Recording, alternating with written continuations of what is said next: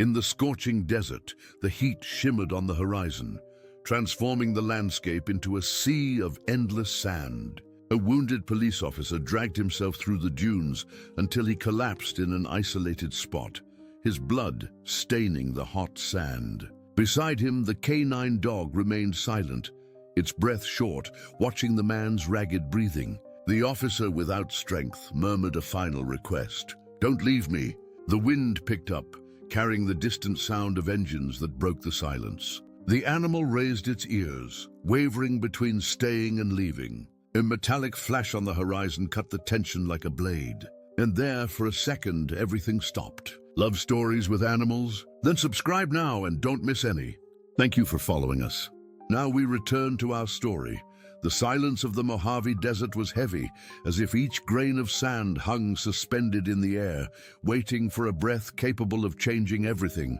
The sun burned mercilessly, reflecting in waves that distorted the horizon, while the labored breathing of the injured officer mixed with the dry wind. Jake Thompson lay on the hot sand, his search and rescue uniform torn, his skin covered with dust and blood from the deep gash on his leg. The heat seemed to devour him from within, but what hurt most was the loneliness. Each weak beat of his heart reminded him that he was far from any human help. Reduced to an almost invisible point amid the arid vastness, his K9 partner, a German shepherd named Atlas, remained by his side, restless. The animal's eyes reflected absolute loyalty but also anguish. Jake, with a trembling voice already choked with emotion, murmured in a thread of hope, "Don't leave me, boy."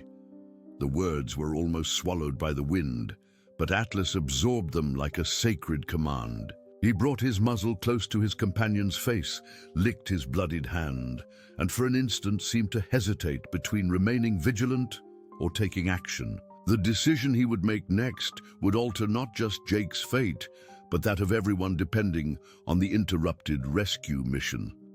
Just 12 hours earlier, everything had been different. Jake had been part of an elite search and rescue team deployed to find a missing family of hikers in the treacherous canyons near the Nevada border. The Hendersons, a family of 4 from Phoenix, had disappeared 3 days prior during what was supposed to be a simple day hike. What started as a routine mission had spiraled into something far more complex when an unexpected dust storm hit their area, separating Jake and Atlas from the rest of the team. The communication devices had failed in the storm's electromagnetic interference, a rare phenomenon that local meteorologists hadn't predicted. Jake remembered the moment clearly, the way the sky had turned an ominous brown, the way visibility had dropped to mere feet, and how he'd made the split-second decision to take shelter in a shallow cave with Atlas.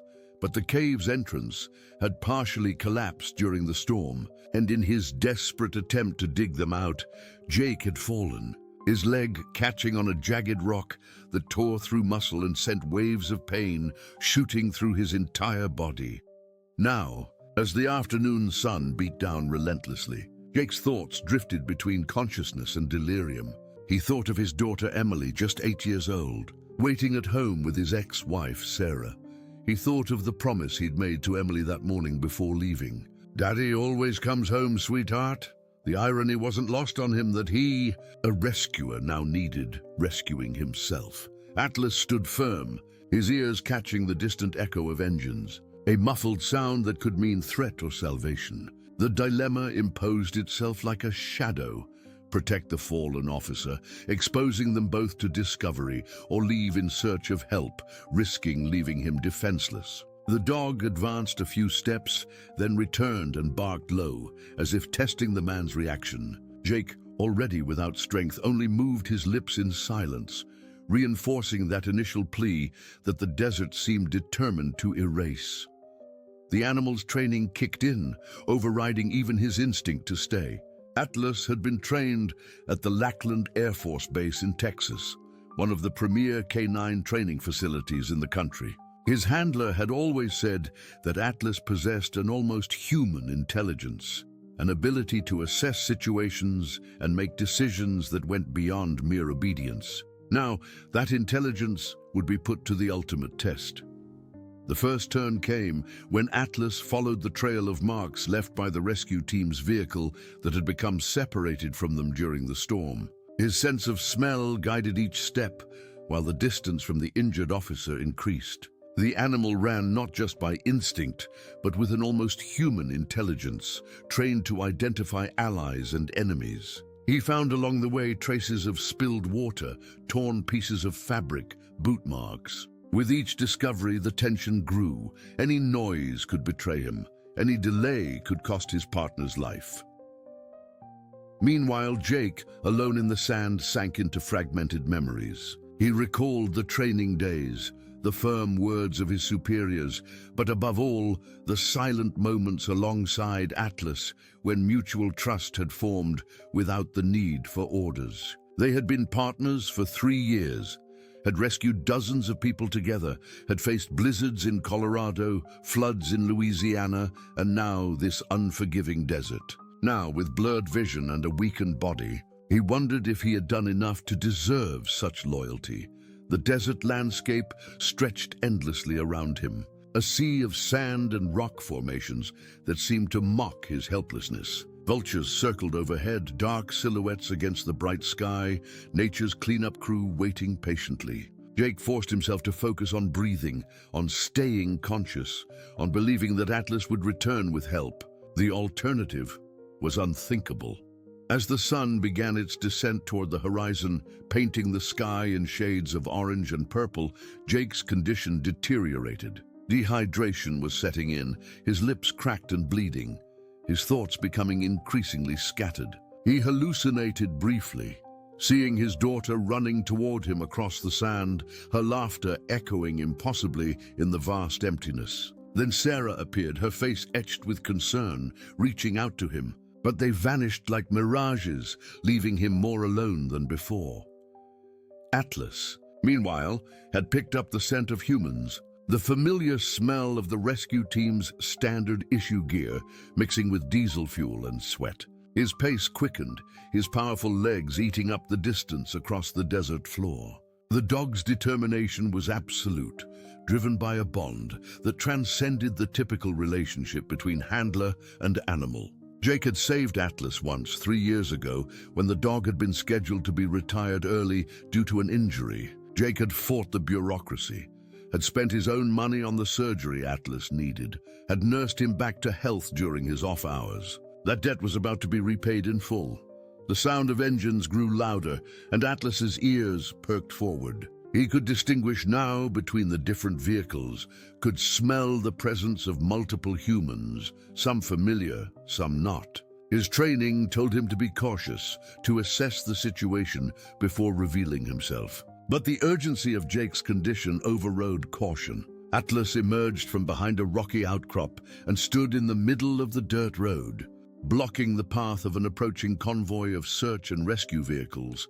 The lead vehicle screeched to a halt, dust billowing around its tires as the driver slammed on the brakes. Atlas stood his ground, barking desperately, his body language screaming urgency. The first impact was one of shock, a solitary animal emerging from nowhere, covered in dust and barking frantically, wasn't a common scene in the middle of the desert. Some team members hesitated, others stepped back, but Atlas's fixed gaze conveyed an urgency that couldn't be ignored. Captain Robert Martinez, the team leader with 20 years of experience in search and rescue operations, was the first to recognize what others had missed. His trained eye caught the detail that would change everything. The animal wore a vest with the distinctive patches of their unit. "That's Atlas," he breathed, stepping forward slowly. "Jake's canine partner." The realization hit the team like a thunderbolt. If Atlas was here alone, something had gone terribly wrong. Martinez knew Jake Thompson well, knew the man would never send his dog away unless the situation was dire. The captain crouched down, extending his hand carefully toward the agitated animal. "Easy, boy. Where's Jake? Can you take us to him?" Atlas's response was immediate. He turned and ran several yards in the direction he'd come from, then stopped and looked back, barking once more. The message was clear. Martinez didn't hesitate. "Mount up. Follow that dog. Johnson, radio base camp, and tell them we may have found Thompson possibly injured." Henderson grabbed the medical kit and trauma supplies. Move! The convoy of 3 vehicles turned to follow Atlas, who set a punishing pace across the desert terrain. The dog seemed to know exactly where he was going, occasionally stopping to ensure the vehicles were following before continuing his desperate race against time. Martinez watched the animal through the windshield, marveling at the dog's determination and intelligence.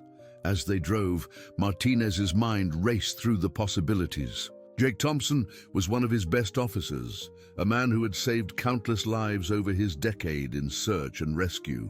The irony of the rescuer needing rescue wasn't lost on anyone in the team. They had been searching for the Henderson family when the dust storm hit, and Jake's last radio transmission had been garbled and cut short.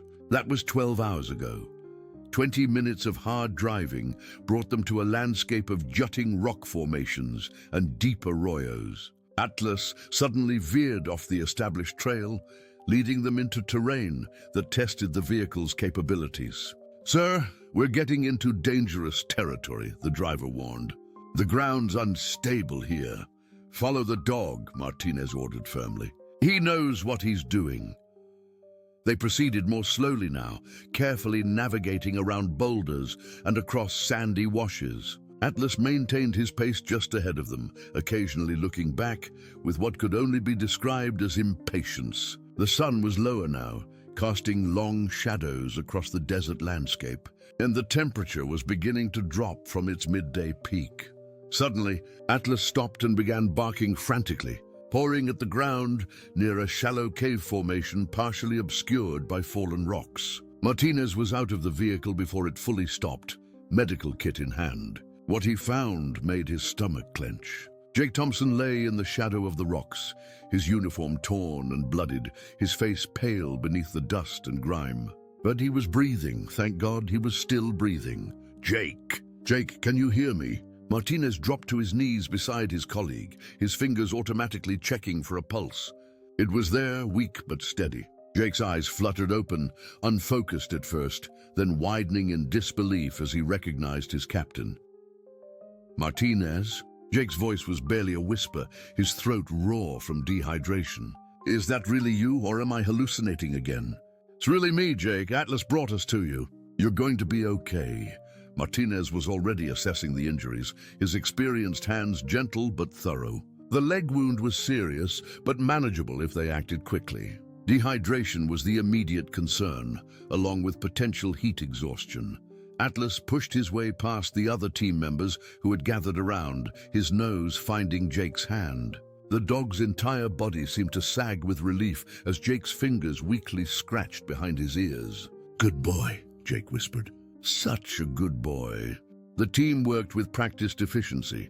IV lines were established, the leg wound was cleaned and bandaged, and within minutes they had Jake stabilized for transport. But as they prepared to move him to the vehicle, Jake suddenly gripped Martinez's arm with surprising strength. "The Hendersons!" Jake gasped. "Did you find them? The family we were looking for?" Martinez's expression grew grim. "Not yet. We've been focused on finding you and Atlas. The storm scattered us all over this sector." Jake struggled to sit up despite the team's protests. "I saw something before the storm hit. There's an old mining settlement, about 2 miles northwest of here. I caught a glimpse of what might have been a signal mirror, but then the storm hit and everything went sideways." He winced as pain shot through his leg. "You have to check it out. If they're there and injured, they won't survive another night in this heat." Martinez looked at his watch, then at the setting sun. They had maybe 2 hours of good daylight left. The decision weighed heavily on him. Jake needed immediate medical attention at the base camp, but if the Henderson family was where Jake indicated, time was equally critical for them. "Henderson," Martinez called to one of his team members. "You and Rodriguez take Jake back to base camp in Vehicle 1. Make sure Atlas goes with him. The rest of us will check out this mining settlement Jake mentioned. Radio for additional support and medical evac." Jake grabbed Martinez's arm again. "Take Atlas with you. He can help find them faster than any of us. He's trained for this. Jake, the dog just ran miles through the desert to save you. He's exhausted, But Atlas, hearing his name, was already on his feet, ears alert, ready to work despite his obvious fatigue. The dog looked from Jake to Martinez and back, his body language clear. He was ready to continue the mission. See? Jake managed a weak smile. He knows there's still work to do. Atlas, the dog gave a sharp bark of agreement, his training and instinct overriding his exhaustion. Martinez made his decision quickly. All right, Atlas comes with us. But Jake, if we don't find anything in an hour, we're calling it off until morning. Understood? Jake nodded, relief washing over his features.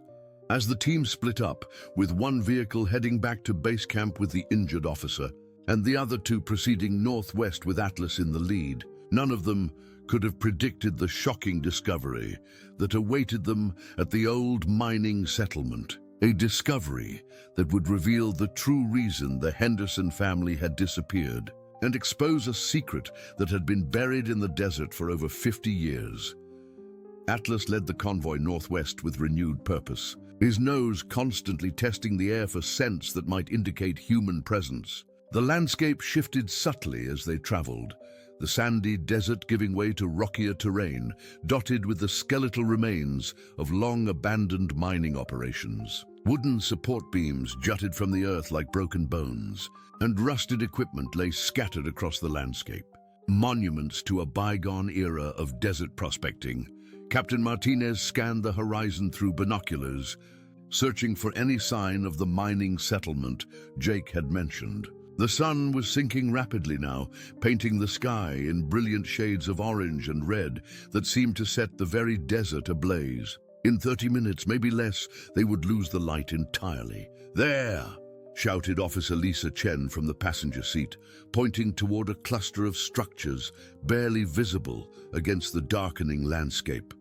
"I see buildings, or what's left of them."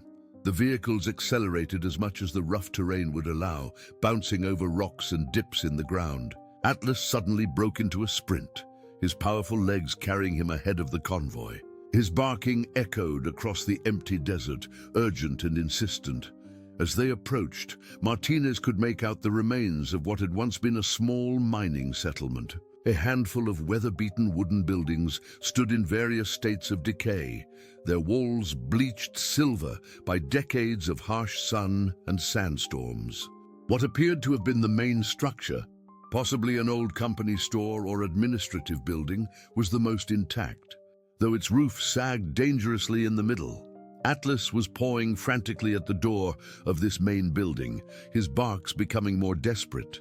Martinez and his team approached cautiously, weapons drawn, not because they expected danger, but because protocol demanded it. The door was stuck, swollen with age and moisture from some long-ago rain. "On three," Martinez commanded. "1, 2, 3. They hit the door simultaneously with their shoulders, and it gave way with a groan of protesting wood. The interior was dark, lit only by the fading daylight, filtering through gaps in the walls and roof. Atlas immediately rushed inside, heading toward the back of the structure. "Henderson family," Martinez called out. "Search and rescue. If you're in here, make a sound." At first there was only silence. Then faintly they heard it, a voice, weak but unmistakable. "Here, we're here. Please help us." The team's flashlights swept the interior, revealing a scene that would haunt Martinez's memories for years to come. The Henderson family, all four of them, were huddled in what appeared to be an old storage room in the back of the building. But they weren't alone. With them was an elderly man, probably in his 80s, dressed in clothes that looked like they belonged to another era. His face was weathered beyond his years, his hands gnarled and scarred from decades of hard labor. "Thank God you found us," breathed David Henderson, the father, his voice cracking with emotion. His wife, Margaret, clutched their two children, 10-year-old Sophie and 7-year-old Michael, both of whom looked frightened but otherwise unharmed. But it was the elderly man who caught Martinez's attention. The stranger's eyes were sharp despite his age, and there was something in his expression that spoke of secrets long held. Atlas approached him carefully, sniffing, then sat down calmly, his training indicating that the old man posed no threat. "Who are you?" Martinez asked gently, helping Margaret Henderson to her feet while Chen tended to the children. The old man's lips curved into a sad smile. "My name is Thomas Caldwell. I suppose you might say I've been living here for quite some time."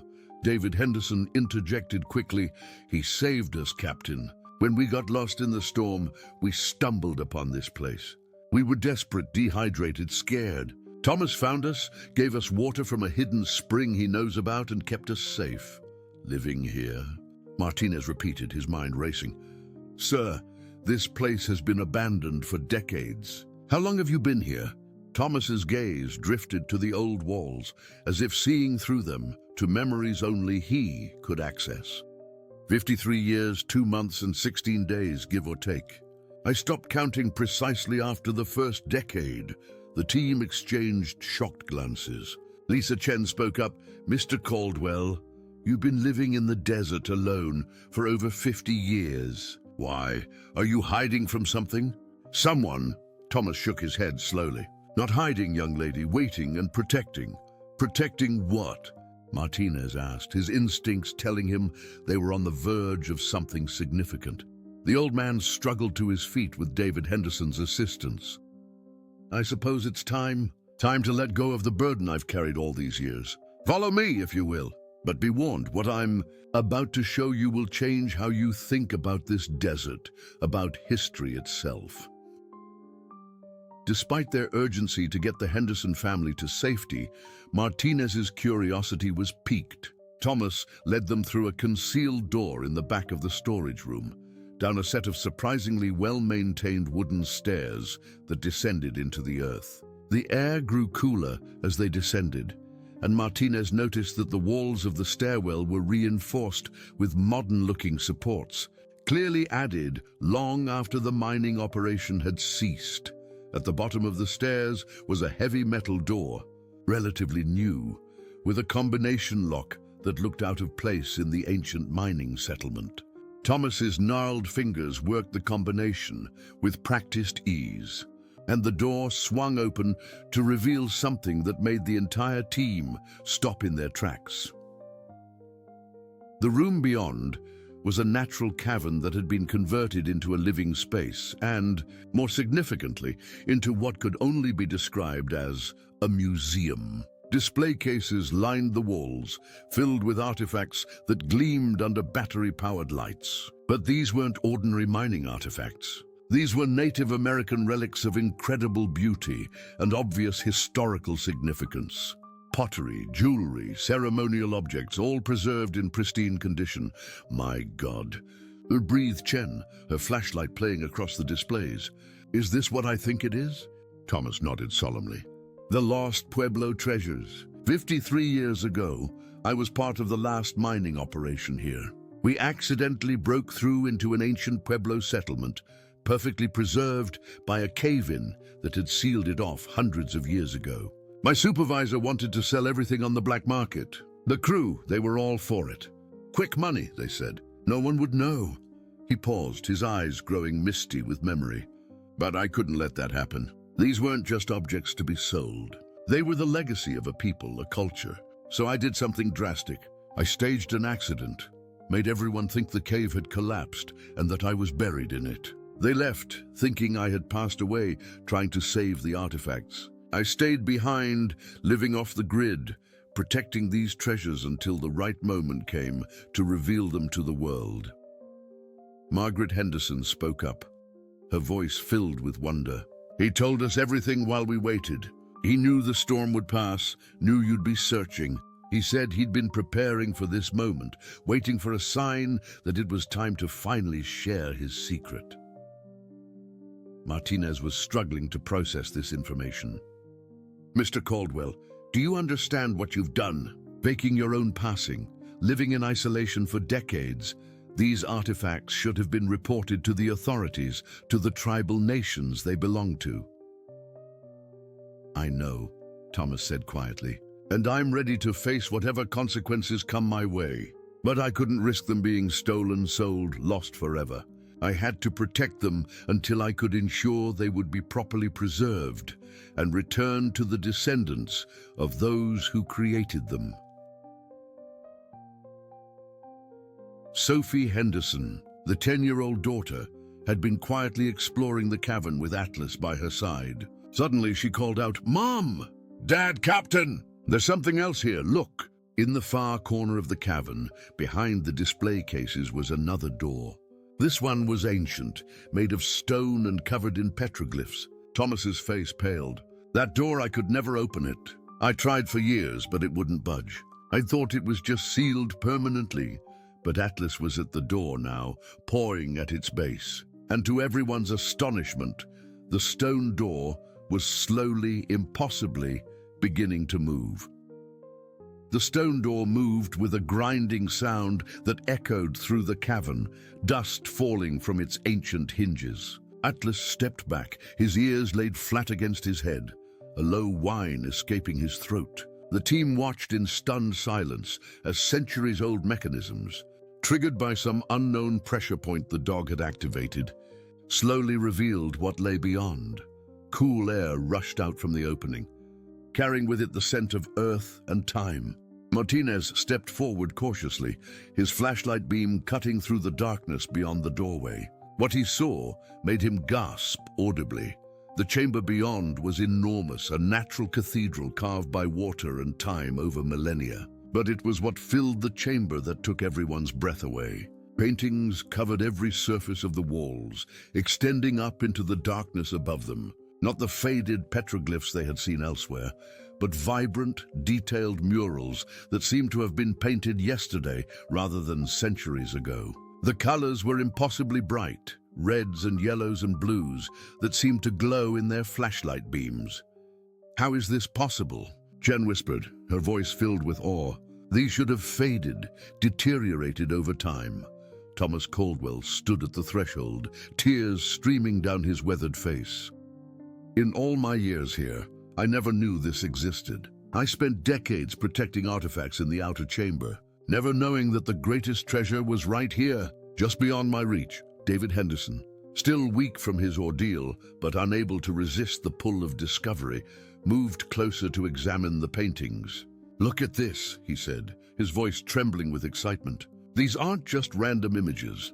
They're telling a story. Look, here's a sequence showing people traveling, and here they're building something."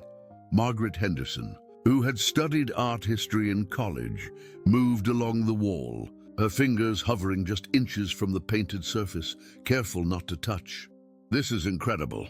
The technique, the preservation, I've never seen anything like this. It's as if the artists knew their work would need to last forever." Young Michael Henderson pointed to a section lower on the wall. "Look, there are animals, dogs that look like Atlas." Indeed, there were canine figures throughout the murals, depicted with the same reverence as the human figures. Atlas, still cautious, moved closer to one particular image, a large dog standing beside a figure that appeared to be injured or resting. The parallel to their own situation wasn't lost on anyone. Martinez was already on his radio, though the signal was weak this deep underground. "Base, this is Martinez. You need to send everyone. Archaeologists, historians, tribal representatives. We've found something that's going to rewrite history books." But as the team explored further, they made another discovery that shifted the entire narrative once again. At the far end of the chamber, there was a modern metal box, sealed and locked, clearly placed there recently, relatively speaking. Thomas approached it slowly, his expression one of confusion.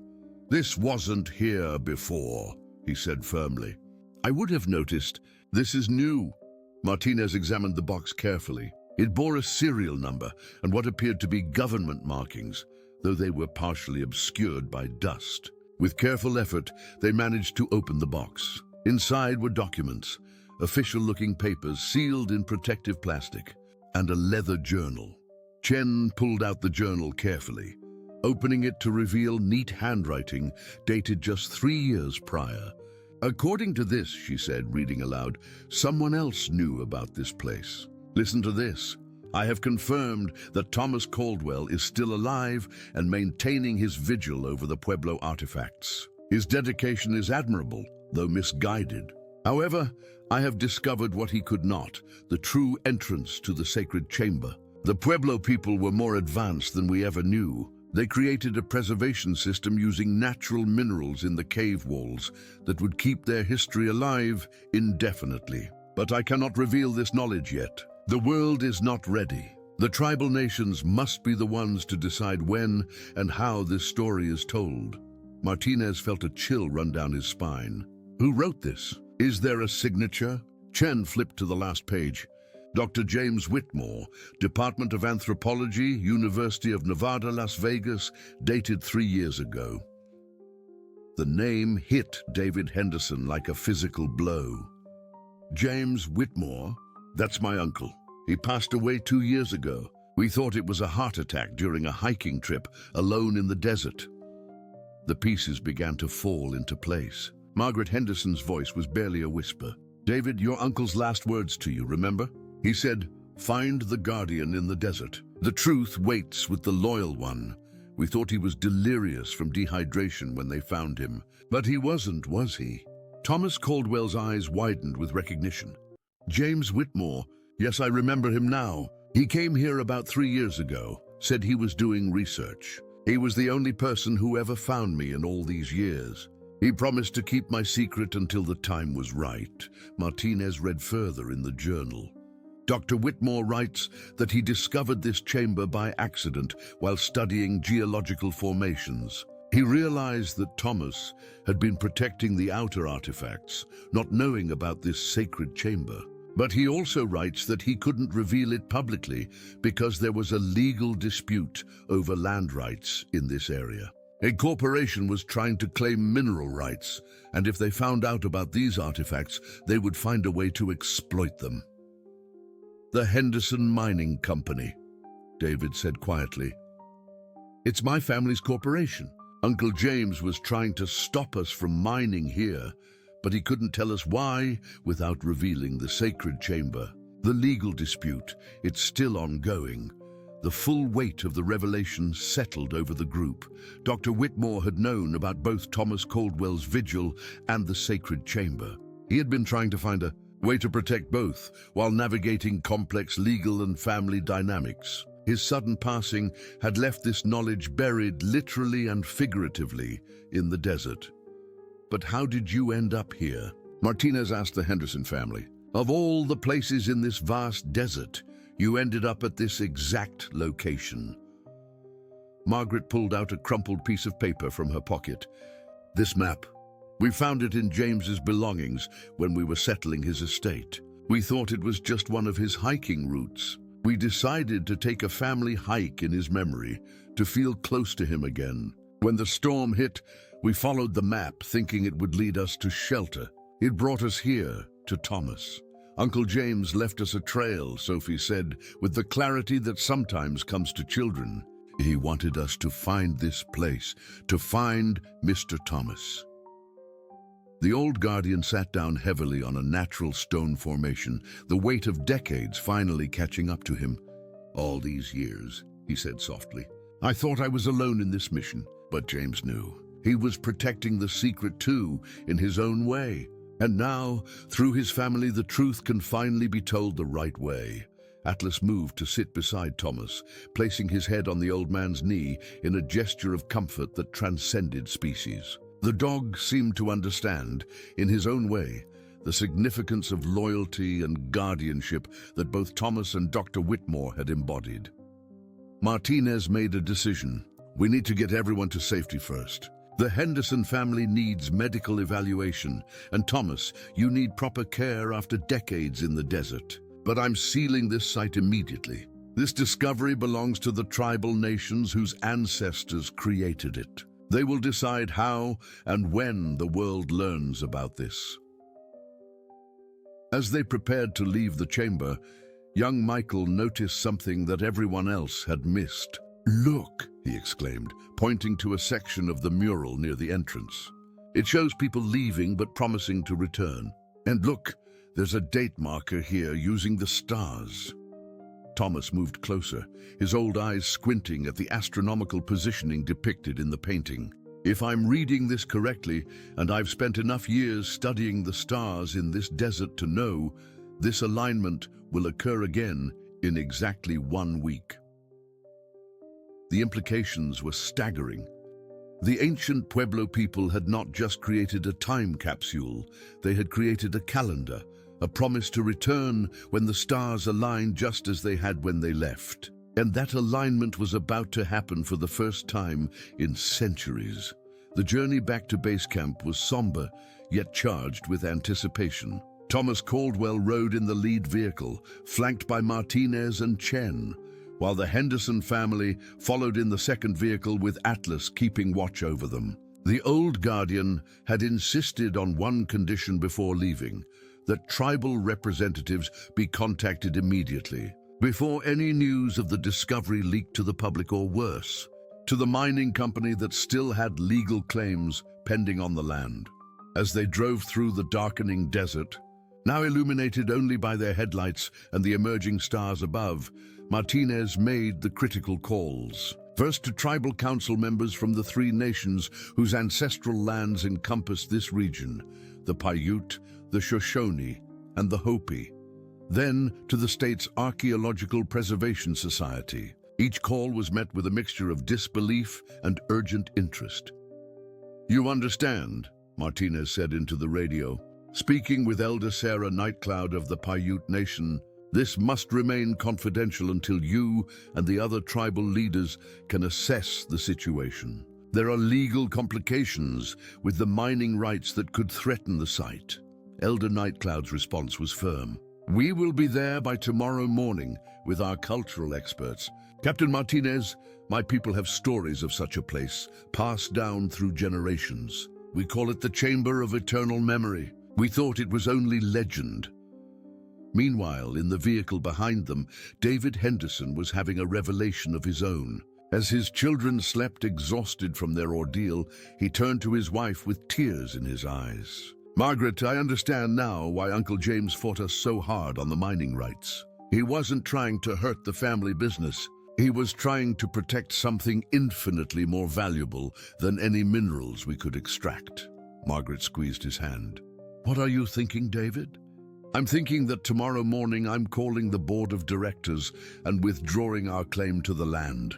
I'll transfer the deed to a conservation trust that the tribal nations can oversee. It's what Uncle James would have wanted. It's what should have been done from the beginning."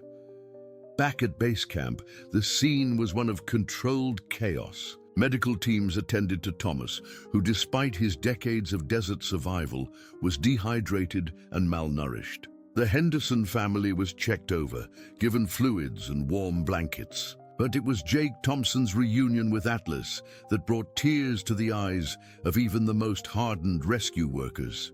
"You did it." "Oi," Jake whispered, his arms wrapped around the German shepherd's neck as Atlas whined with joy, his tail wagging so hard his whole body shook. "You saved me, you saved them. You found something incredible." The IV still attached to Jake's arms swayed as he held his partner close. "We make quite a team, don't we?" Dr. Ellen Rodriguez, the base camp physician, had insisted on examining both Jake and Atlas thoroughly. While Jake's leg wound would require surgery once they got him to a proper hospital in Las Vegas, it wasn't life-threatening, thanks to the quick response. Atlas, meanwhile, was suffering from exhaustion and dehydration, but would make a full recovery with rest and care. As news of the discovery began to spread through the camp in whispers and speculation, Martinez called a meeting of his team and the key stakeholders. In the command tent, illuminated by battery-powered lanterns, an unlikely group gathered. Rescue workers, the Henderson family, Thomas Caldwell in a wheelchair with blankets wrapped around him, and via video conference. Tribal elders from 3 nations. Elder Nightcloud spoke first, her weathered face serious on the video screen. "Captain Martinez, Mr. Caldwell, Henderson family, what you have discovered is sacred to our people. The Chamber of Eternal Memory is where our ancestors preserved not just artifacts, but knowledge, history, and prophecy. The star alignment that young Michael identified is significant. According to our oral traditions, when those stars align as shown in the chamber, it signals a time of great change and reunion." Elder Robert Whitehorse of the Shoshone Nation added, "The prophecy speaks of guardians, both human and animal, who would protect the chamber until the time was right for its revelation. Mr. Caldwell, though you may not have known it, you fulfilled an ancient role. You were meant to be there. Thomas wiped tears from his eyes. I never knew.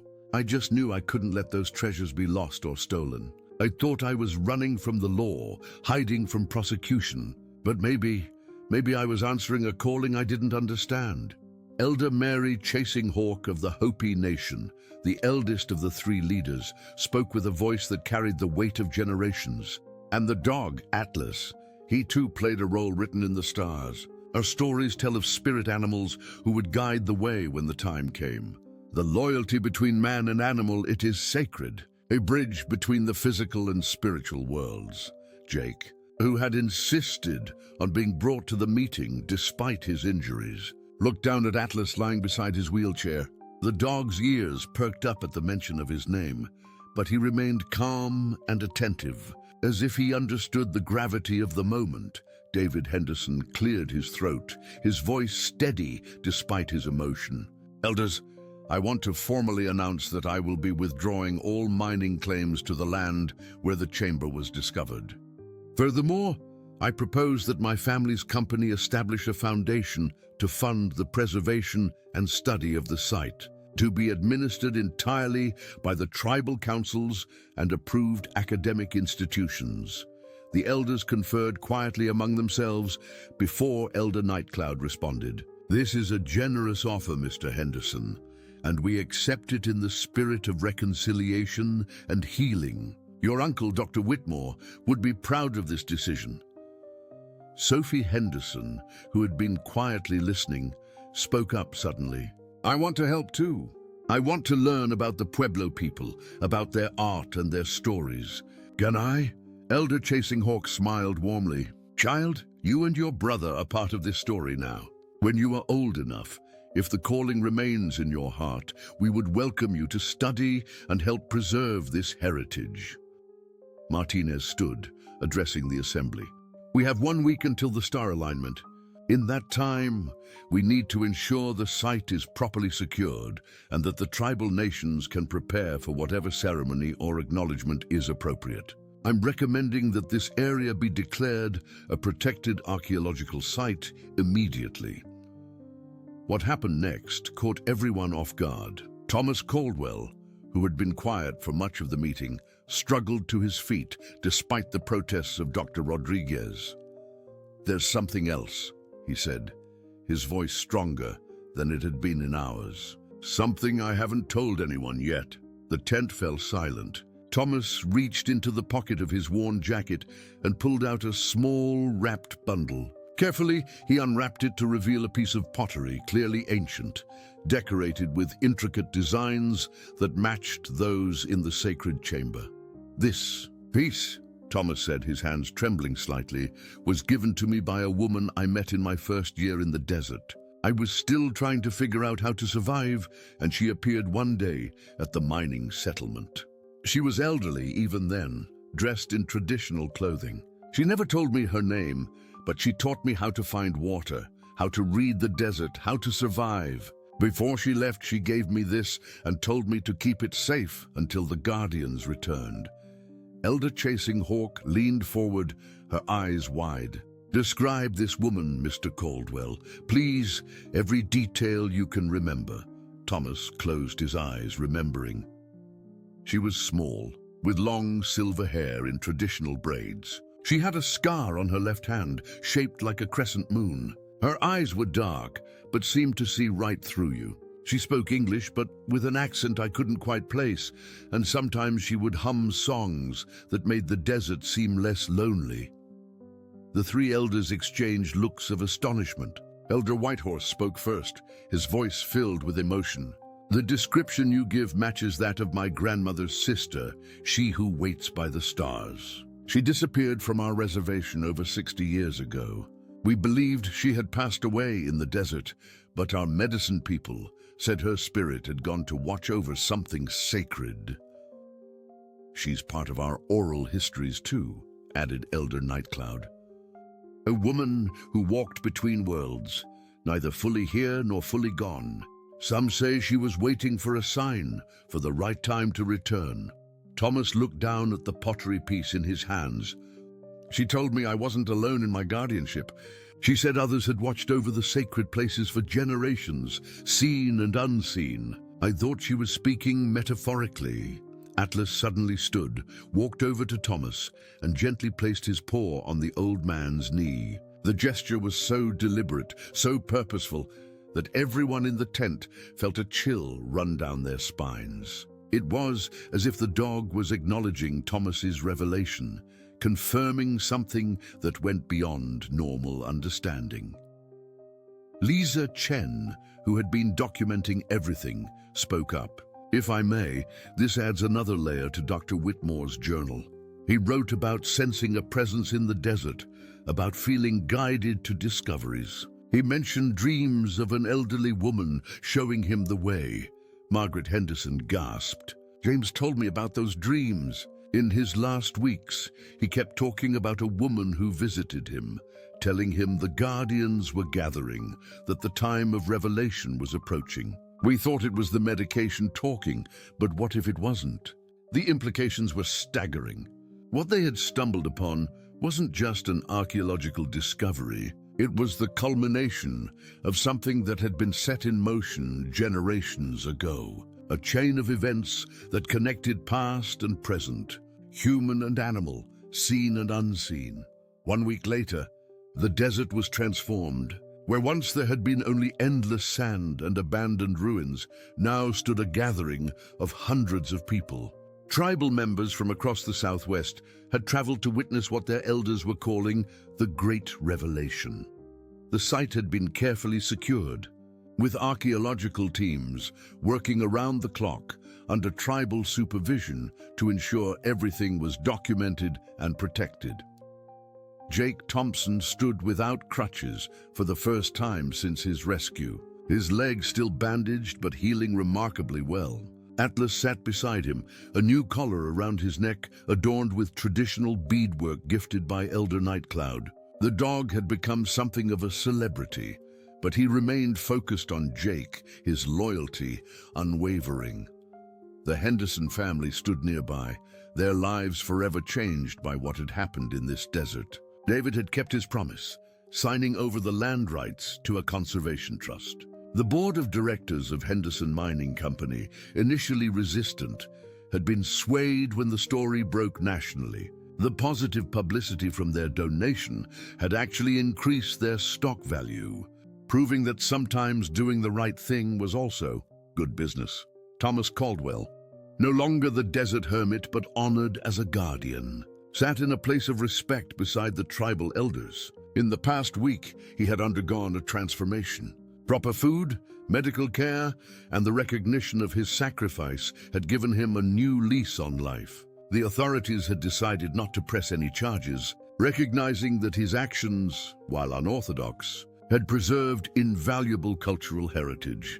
As the sun began its descent toward the horizon, the stars that would create the prophesied alignment started to appear in the darkening sky. The ceremony was about to begin. Elder Chasing Hawk raised her hands, calling for silence. The crowd of hundreds fell quiet, the only sound the gentle desert wind.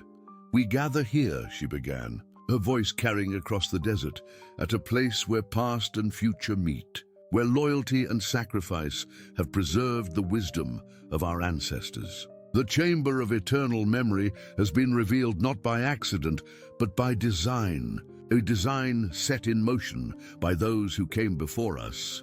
Elder Whitehorse continued, "Today we honor the guardians, Thomas Caldwell, who gave up his life for 53 years to protect our heritage, Dr. James Whitmore, who sought to bridge worlds and protect sacred knowledge, the Henderson family, who chose honor over profit, Captain Martinez and his team, who responded to the call when it mattered most." Elder Nightcloud added, "And we honor Atlas, the four-legged guardian whose loyalty saved not just one life, but illuminated a path that leads us all home to our history." As the elders spoke, the stars continued their ancient dance across the sky. Scientists and astronomers present confirmed what the ancient murals had predicted. The alignment was exact, happening for the first time in over 600 years. Then came the moment that would be remembered as the climax of this extraordinary week. Young Sophie Henderson, who had spent every day since the discovery learning about the Pueblo people's culture from the tribal elders, stepped forward. In her hands, she carried the pottery piece that Thomas had protected all these years. "Elder chasing hawk," Sophie said, her young voice steady. "Mr. Thomas wants to return this to its rightful place." Thomas stood, supported by Jake on one side and David Henderson on the other, with Atlas walking protectively beside them. Together they made their way to the entrance of the chamber, now properly stabilized and lit with respectful, non-invasive lighting. As they descended into the sacred space, everyone present could see what was happening on large screens set up for the ceremony. The chamber was even more magnificent than the initial reports had suggested. Tribal artists and historians had spent the week cataloging every detail, and what they discovered had been astonishing. The murals didn't just tell the story of the past. They contained astronomical knowledge, agricultural techniques, medicinal formulas, and philosophical teachings that were centuries ahead of their time. Thomas approached the pedestal in the center of the chamber, a natural stone formation that seemed designed to hold exactly the piece of pottery he carried. As he placed it there, something extraordinary happened. The pottery piece, reunited with its home after 60 years, seemed to glow in the chamber's lighting. But more than that, the paintings around them appeared to shift, to reveal layers that hadn't been visible before. "The minerals in the pottery react with the minerals in the cave walls," explained Dr. Sarah Blackstone, the lead archaeologist, her voice filled with wonder. "It's creating a chemical reaction that's revealing hidden layers of the paintings." The ancient Pueblo people created a lock and key system that would only activate when the specific piece was returned during the star alignment. New images emerged on the walls, showing not an ending, but a continuation. The paintings revealed knowledge about sustainability, about living in harmony with the earth, about the importance of protecting knowledge for future generations. They showed a future where different peoples would come together, where guardians of all kinds, human and animal, would work to preserve what mattered most. Jake, watching this unfold with Atlas by his side, felt tears streaming down his face. "This is why," he whispered to his canine partner. "This is why you wouldn't give up on me. This is bigger than both of us." Atlas looked up at him with those intelligent eyes, and Jake could have sworn the dog understood every word. The bond between them had been tested in the desert and had emerged stronger than ever. They had become part of something larger than themselves, part of a story that spanned centuries. Above ground, as the full alignment of stars became visible, something else happened that would fuel speculation and wonder for years to come. Multiple people reported seeing a figure in the distance, an elderly woman in traditional dress, watching the ceremony. But when anyone approached, she would seem to fade like a mirage. Some said it was she who waits by the stars, finally seeing her vigil complete. Others called it a collective vision, brought on by the emotion of the moment. But Thomas, looking at the horizon where the figure appeared, simply smiled and whispered, "Thank you for teaching me how to wait, how to endure, how to believe." The ceremony concluded with a traditional blessing, songs that hadn't been sung in generations filling the desert air. The tribal nations announced that the Chamber of Eternal Memory would become a living cultural center, a place where indigenous knowledge would be preserved and shared with those willing to learn with respect and humility. David Henderson stood with his arm around Margaret, watching their children participate in the closing circle dance. "Uncle James brought us here," he said softly. "His whole life led to this moment. We thought we lost him in this desert, but really, he found his purpose here and gave us ours," Margaret agreed, watching Sophie and Michael laugh as they tried to follow the traditional dance steps, guided patiently by tribal youth. Captain Martinez stood back, observing the scene with satisfaction. In his 20 years of search and rescue, he had saved many lives, but this mission had done something more. It had rescued history, culture, and understanding. It had brought people together across divides of time and circumstance. As the ceremony ended and people began to disperse, heading back to their vehicles and camps, Jake remained at the entrance to the chamber with Atlas. Thomas joined them, moving more steadily now with proper nutrition and care. "You know," Thomas said, "I spent 53 years alone in this desert, and I thought I was the loneliest man alive. But I was never alone. The desert was teaching me, preparing me. And now, at the end of my guardianship, I find myself surrounded by more friends than I ever imagined possible." "What will you do now?" Jake asked. Thomas smiled, a real smile that transformed his weathered face. "The tribal elders have offered me a place on the reservation, a small house where I can live out my days in comfort. They want me to teach young people about desert survival, about patience, about guardianship. It seems my knowledge is still needed." Jake nodded, understanding completely. "And I'll be going back to search and rescue with Atlas, but we'll never forget what happened here." "None of us will," Thomas agreed.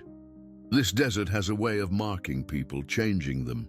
We all came here searching for something. The Hendersons were searching for a lost family connection. You and Atlas were searching for missing people. I was searching for purpose, though I didn't know it. And we all found more than we were looking for." As the stars continued their eternal dance overhead, Atlas suddenly perked up his ears and looked toward the horizon. There in the distance was the figure of the elderly woman one last time. She raised her hand in a gesture that could have been a wave or a blessing, and then she was gone, fading into the desert night like a dream upon waking. "Did you see that?" Jake asked. Thomas nodded. "I did. She's finally at peace. Her vigil is over, passed on to new guardians." They stood there for a long moment, three beings who had been brought together by fate, duty, and love in an unforgiving landscape that had somehow become sacred ground. Atlas barked once, a clear, joyful sound that echoed across the desert, and both men laughed. The dog seemed to be having the last word, as if to say that sometimes the greatest stories are written not by humans alone, but by the bonds we share with those who walk beside us.